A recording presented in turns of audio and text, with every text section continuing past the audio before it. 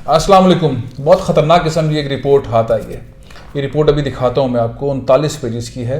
39 pages के अंदर 363 Sindh police के ऑफिसर्स, एहलकार, SHOs वगैरह मुलविस हैं कराची में मनशियात फ़रोख्त करने में।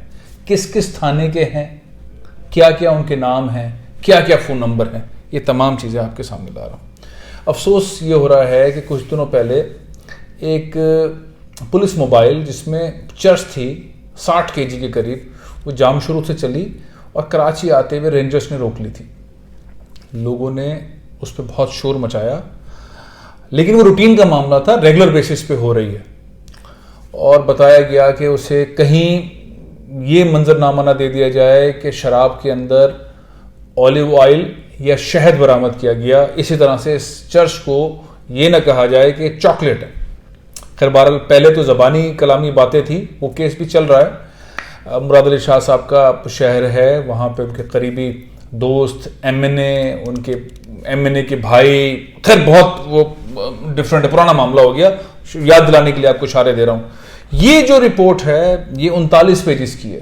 इस रिपोर्ट के अंदर 363 पुलिस ऑफिसर्स, पुलिस के एहलकार, वो लोग जो मनशियात बेच रहे हैं, मनशियात के अड्डे चलाने में पेश हैं। तकरीबन 560 के करीब कराची में मनशियात के अड्डे चल रहे हैं।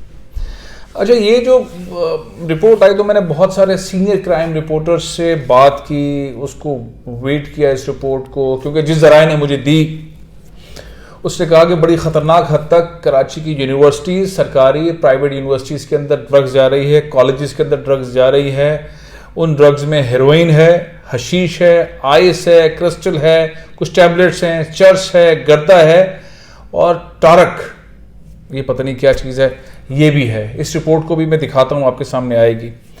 अब सीन ये है कि क्या मुराद अली शाह साहब, जो कि वज़ीर आला तो हैं ही हैं, वज़ीर दाखिला भी हैं, और हमारे IG साहब मुश्ताक बहर साहब इसको संजीदा लेंगे, इस पर एक्शन करेंगे नहीं करेंगे? क्योंकि इस रिपोर्ट के आगे बिल्कुल लिखा हुआ नाम, थाना कौन सा है, कराची के मुख्तलिफ थाने बहुत क्लियरिटी के साथ लिखे हुए हैं।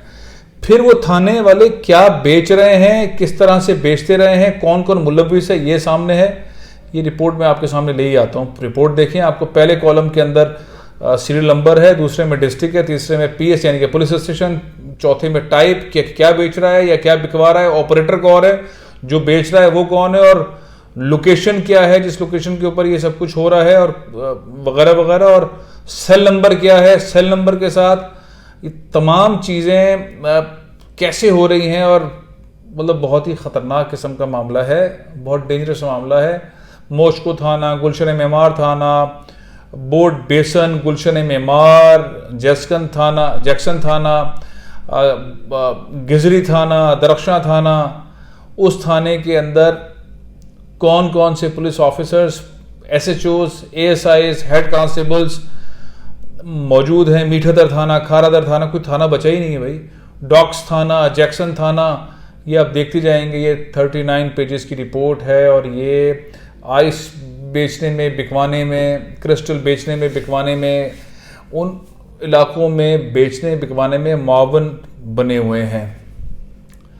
अब इस रिपोर्ट को क्या कहा जाए? ये रिपोर्ट मुझ तक तो आ गई है, लेकिन बहुत सारे और अहम लोगों को भी ये रिपोर्ट मिली है। इस पर मीडिया पे खुलकर बात होनी चाहिए, हम करेंगे भी इसके ऊपर बात, और लोग भी करेंगे। लेकिन ये जो आज रिपोर्ट पहली बार मंजर आम पे आ रही है, इस रिपोर्ट के अंदर बहुत खुलकर ये बताया गया है कि सिंध पुलिस खुद इन्वॉल्व है। बहुत सारे सियासी रहनुमा जब ये बात कर रहे थे तो हम समझते थे कि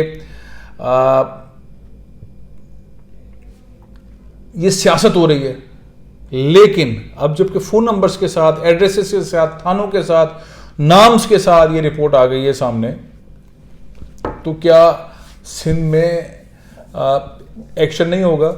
लोग कहते रहे हैं कि मनशियात जो है वो सरकारी सतह पर फ़रोख्त होती रही है, हो रही है, और उस पर कोई हाथ नहीं डालता।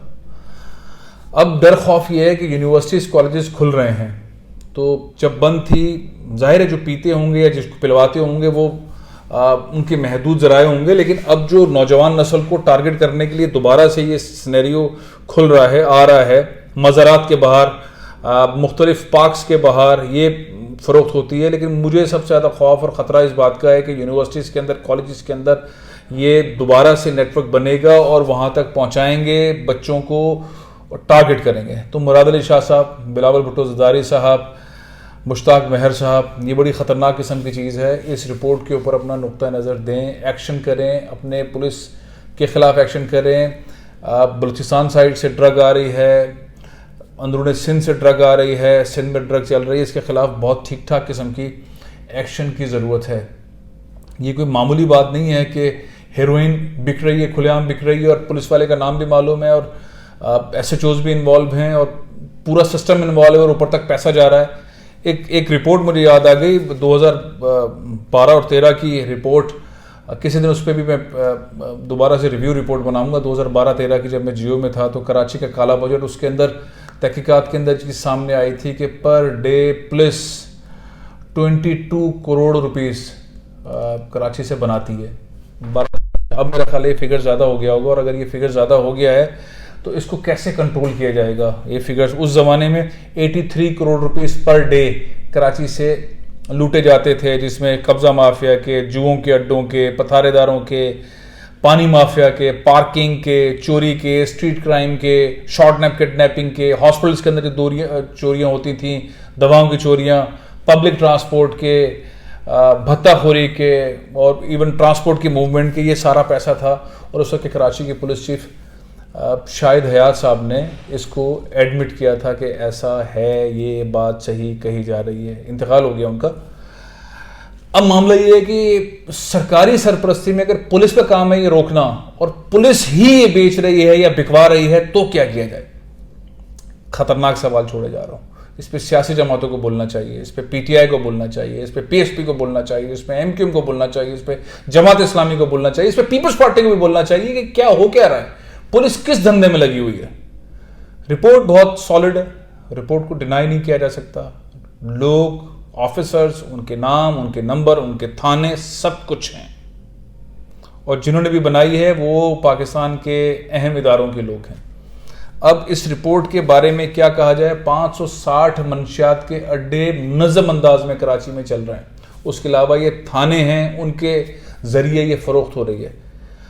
कोविड एक मुश्किल टाइम है ही है, लेकिन अब अगर इस तरह से तमाम चीज़ें बिकेंगी, हेरोइन बिकेगी, हशीश बिकेगी, आइस बिकेगी, क्रिस्टल बिकेगी, चर्च बिकेगी, गर्दा बिकेगा, तो होगा क्या, होगा क्या। इस पर फौरी तौर पर CM साहब को, मुराद अली शाह साहब को, बिलावल भुट्टो ज़रदारी साहब को नोटिस लेने की ज़रूरत है। और इदारे भी नोटिस लेंगे, ज़ाहिर है जिन्होंने रिपोर्ट निकाली है वो छोड़ेंगे तो नहीं इनको, लेकिन बहरहाल पॉलिटिकल साइड पर ज़रूरत है कि इस पे फ़ौरन हो। और ख़ास तौर पर सबसे ज़्यादा जिम्मेदारी आयद होती है IG सिंध मुश्ताक महर साहब की, वो इस पे क्या एक्शन लेते हैं। संजीदा एक्शन की ज़रूरत है। ख़तरनाक सूरत हाल है, ख़तरनाक सूरत हाल है। इतना डेटा सामने आने के बाद भी अगर एक्शन ना हो, लेकिन सियासी जमातों को बहुत ज़्यादा शोर मचाने की ज़रूरत है। प्रोग्राम यह ख़त्म कर रहा हूँ, इंशाल्लाह कल फिर हाजिर हूँगा। इजाज़त दीजिए। पाकिस्तान जिंदाबाद।